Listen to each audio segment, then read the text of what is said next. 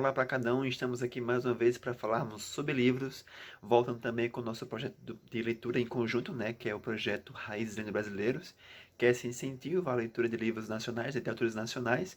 E hoje vamos falar, como combinado no último vídeo, sobre o livro do José Lins do Rego chamado Fogo Morto. Só para explicar para vocês, né, eu encontrei esse livro muito de fácil acesso na Amazon. Você pode baixar o e-book, como eu fiz, né, desse livro do José Lins do Rego. No nosso último livro, né, nós conversamos um pouquinho mais sobre aquela região central do Brasil, né, do Rio de Janeiro, São Paulo, na partir da década de 60, né, ali da crise política que acontecia. Só que aqui na obra de José Lins do Rego nós vamos sair dessa região e vamos então para o Nordeste, especificamente para a região do Paraíba, numa cidadezinha chamada Pilar, para contar a história desses três personagens principais, né, que circulam então aqui nessa história de Fogo Morto. Fogo Morto foi escrito inicialmente em 1943, né, e ganhou vários prêmios, né, além do que o José Lins do Rego é um grande autor brasileiro que tem grande destaque nacional pelas suas obras que mostram então a questão do regionalismo brasileiro. E esse livro então, né, vai estar inserido então no chamado na segunda fase então do modernismo brasileiro, né, ali mostra então essa questão do regionalismo. Além disso, né, José Lins do Rego, em algumas de suas obras, né, falou muito sobre a questão dos ciclos da cana-de-açúcar, né, que era algo bastante comum ali na região Nordeste, né, nessa produção desse tipo de economia, que era muito comum. Então ele vai mostrar então vários livros, né, que contam esse período, só que esse livro aqui especificamente vai contar então o fim desse ciclo, né, a decadência então do ciclo da plantação, né, de cana-de-açúcar. E uma curiosidade, então, né, que a expressão do livro, né, Fogo Morto, o título, né, se baseia, então, numa das dos personagens, né, não vou dizer qual é, mas que ele vai dizer que tal engenho está com fogo morto, né, então significa, então, que não está mais em produção, né, então o engenho, ele não moe mais a cana, então ele está em falência, está em decadência. E o livro, né, ele se baseia em três capítulos, não é três partes, digamos assim, em que cada parte vai dar conta de um personagem, né? Então esses personagens, eles vão representar aqui alguns aspectos que eu achei interessante então destacar esses aspectos e essa representação, né, para incentivar vocês a quererem tirar esse livro então para a leitura, né? Ver se traz então essa curiosidade de vocês quererem ler esse livro. Esses três personagens, né, vão mostrar então essas camadas ali dessa região do interior, né, essa zona rural ali dessa vila, que é uma vila do Pilar. E começa então pelo primeiro personagem, que é o mestre José Amaro, né? Ele vai representar então a classe mais pobre desses três personagens, né? Que é um morador que vive ali numa terra emprestada de um senhor de engenho. Então ele mora por a questão de ser arrendatário, né? Ou seja, o senhor de engenho empresta sua terra para que aquela pessoa possa viver, né? Ela produz naquela terra e tudo mais, mas a terra não pertence realmente a ele, né? O pai desse José Amaro chegou ali, né? Corrido da polícia, e tem uns causos que se contam. Então essa família se instalou então nessa região emprestada, nessa terra emprestada desse senhor de engenho, né? E esse personagem José Amaro, ele é bastante peculiar, primeiro porque ele mora realmente ali à margem de uma estrada, né? Ali desse terreno emprestado. E ele vive então da profissão de criar solas, né? Então ele conserta solas, né? Trabalha com a questão da sola, do couro, naquela casinha super bem peculiar, muito pobre, né? Muito passando realmente quase necessidade. Mora com sua mulher, que é uma mulher bastante devota, né? Bastante submissa a ele, e também com uma filha, né? Que é uma mulher já quase 30, 40 anos, que é solteirona, né? Ela sofre bastante preconceito por conta disso, né? Por já estar velha. E ninguém ainda não conseguir marido, né? Não tem conseguido alguém para poder se casar, né?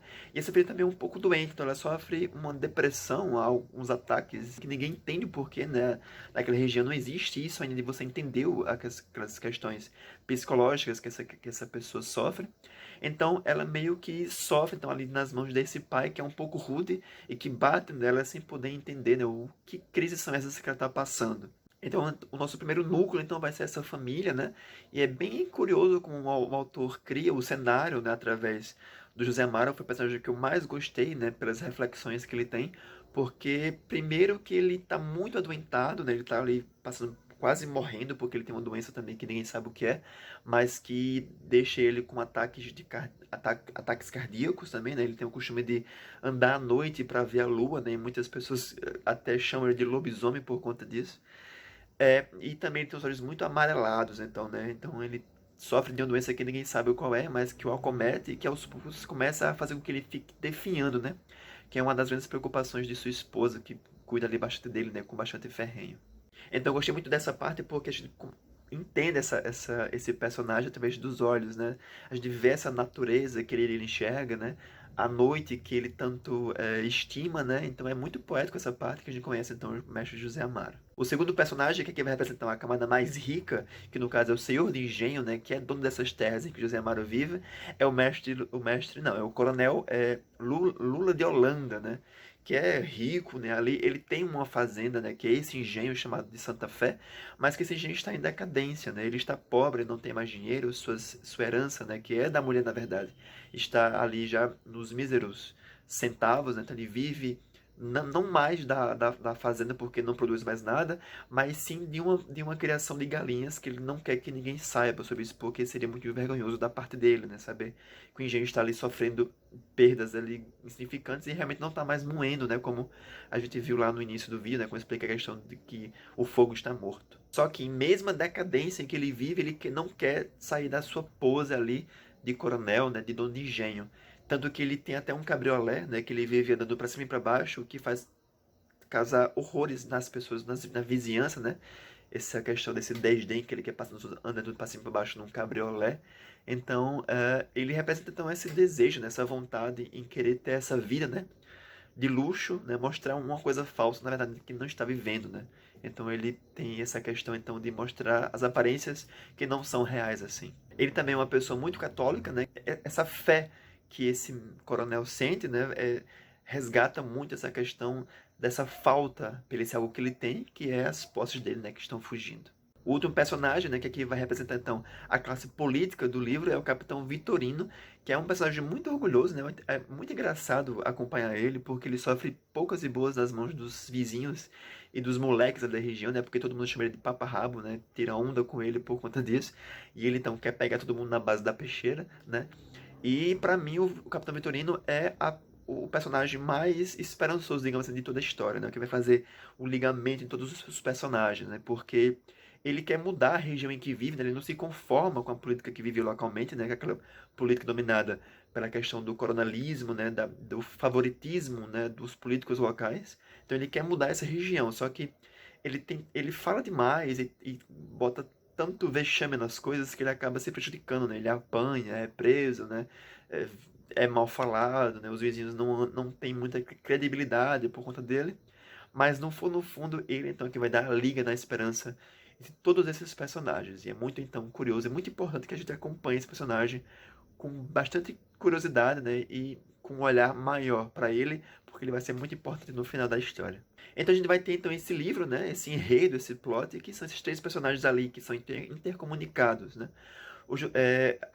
A questão principal do livro é a questão política, né? Já que a gente vai ter então o favoritismo, como eu falei, dos políticos locais, né? Que vai estar criando políticas naquele local que não são favoráveis à população local, mas que sim causam polêmicas muito grandes, como a questão da criação então de outro núcleo de personagens que são os cangaceiros que vão invadir então essa região e causar alguns danos para alguns moradores, né? Só que a gente tem essa questão do cangaceirismo como uma questão de heroísmo, né? Então mas José Amaro vai estar muito ligado com esse cangaceiro local, né? Só que ninguém gosta muito desse cangaceiro. Então por isso mesmo, os políticos locais vão ser contra então também o José Amaro por estar apoiando esse tipo de pessoa que é esse cangaceiro. Então José Amaro vai criar muitas polêmicas, né, e tudo mais. E quem vai salvar então esse personagem, né, quem vai ligar, né, e tentar criar uma solução vai ser o mestre Capitão Vitorino, que vai querer, né, com seu jeito bem fanfarrão, né, então tentar ajudar esses personagens. E também o Lula de Holanda, né, o senhor de engenho, né, por saber de algumas conversas que tá rolando do mestre José Amaro, também vai querer expulsar, então, esse morador das suas terras, né, já que ele pode fazer isso porque ele é um dono.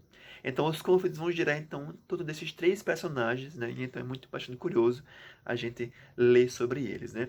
Só que o tema principal, né, que vai ligar esses personagens é a questão do orgulho, né, já que o José Amaro, ele é muito ligado ao seu passado, né, ele não quer sair, não quer entender o progresso que acompanha ali a sua região, né? Tanto que ele vive da mesma profissão, né? Não quer mudar, diz que está ali para viver, né? Para morrer na mesma terra, no mesmo lugar, né? a mulher tenta sair com a filha para tentar uma cura, né, para essa doença que ela tem, mas ele fica ali muito ferrenho ali dentro da sua própria quarto, né, sem querer dar opinião de nada, porque ele acredita que as coisas não vão mudar, né? Então o orgulho dele então é viver ali na vida que ele tem. E isso ali é o que prende ele ali, né? Quando a questão do Lula de Holanda, né, a questão do orgulho, é realmente como eu falei, nessa questão dele ser preso, então, a não mostrar a realidade pela qual ele está passando, né, que é a questão da sua decadência, da sua falência, do engenho que está caindo aos poucos. Então ele vive preso então pelas suas aparências de rico, né? Querendo dar uma de rico, andando por aí para cima e baixo no seu carro, tilintando para lá e para cá, mas sem realmente fazer com que assim, ele vai pegar brigas por futilidades, né, ao seu redor, que ainda mostra então as aparências que realmente não tem. Quanto à questão do Capitão Vitorino, né, ele realmente vai, o orgulho dele é viver preso, né, então a algo que não é real. Então ele quer viver o que realmente não existe, né. Então ele quer o progresso a todas as custas, ele quer mudar a política local a todas as custas, quer fazer tudo do seu jeito, né, o que acaba prejudicando muito a sua credibilidade. Então ele vive preso então a isso, né, a essa questão de viver, né, o que realmente não existe, o que está só na sua cabeça. Só que, como eu falei, né, é do Capitão Vitorino, então, que a gente vai fazer, então, com que essa esperança, né, esse orgulho dele, então, ligue todos os demais personagens até o fim da história. Então, assim, por que é interessante ler Fogo Morto, né? Primeiro porque vai mostrar uma das fases do Brasil ali, um pouco depois do colonialismo, que é a questão da produção de açúcar, né? Que é ainda a herança das capitanias hereditárias, então vai ter esses núcleos em torno dos engenhos de açúcar, né? Só que aqui, na fase da decadência desse engenho de açúcar, né? Onde os engenhos de açúcar estão falindo, né? Os senhores de engenho também estão tentando mudar a sua forma de ver, né? Saindo dessa questão da usina e passando para outras formas, como por exemplo a produção de gado, de galinha e tudo mais. A gente vai vendo então as mudanças econômicas dessa região, né? Além também de ver temas como o progresso, né, onde muitos são a favor, né, e outros são contra. Então é bem peculiar ler sobre isso.